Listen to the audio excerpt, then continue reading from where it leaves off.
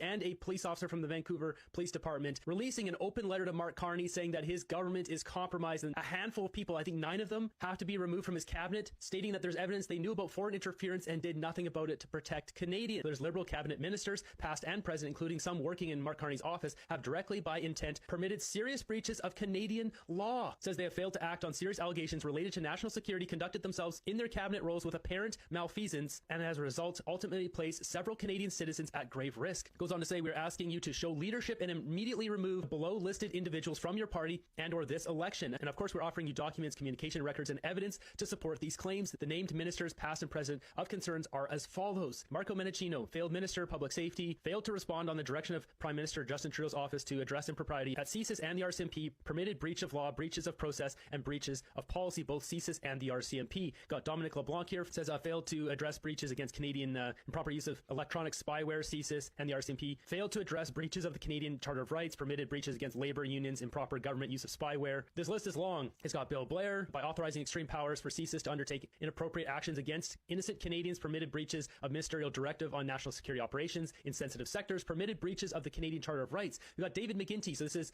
Mark Carney's new Minister of Public Safety, says improper actions of CSIS withholding critical national security information from the RCMP investigation, failed to protect Canadian Charter of Rights, failed to address risks of Canadian citizens abroad. We've got Nita Nand, who is the president of the Treasury Board, says intercede and address improper use of spyware by the RCMP against a labor union executive during a period of collective bargaining and unfair labor practice filing. These are very specific examples. It's not like, oh, they kind of did something bad maybe over there at some time. These are very specific. Did further fail to uphold Canadian Charter of Rights and permitted the Treasury Board of Canada to engage in bad faith collective bargaining, knowing that serious breaches of law had occurred. Steve McKinnon, to uphold Canadian Charter of Rights, failed to investigate breaches of the RCMP in labor designated sensitive sectors during sanctioned labor activities and collective bargaining. Melanie Joly failed as Minister of Foreign Affairs to address safety risks to Canadians traveling abroad to China and their family members in China, resulting from the public release of the protected Section 38 national security documents by the RCMP and the Public Prosecution Service of Canada without redaction. Arif Virani failed as Minister of Justice and Attorney General of Canada to address safety concerns to Canadians traveling abroad to China and their family members in China, resulting from the public release, the same thing as Melanie Joly there, and the Public Prosecution Service Canada without redaction. Chrystia Freeland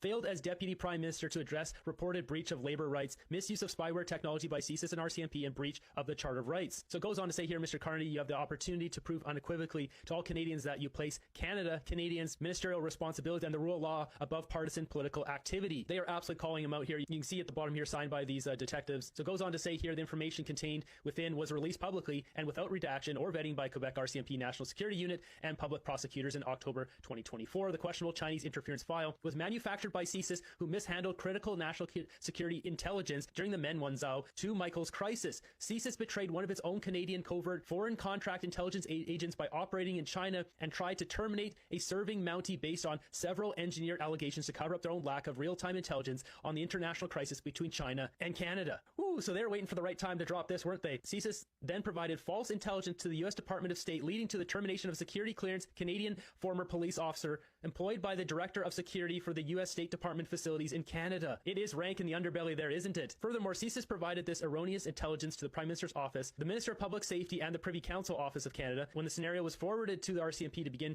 foreign interference national security investigation, CSIS withheld critical national security information from the RCMP and then sent them on a wild goose chase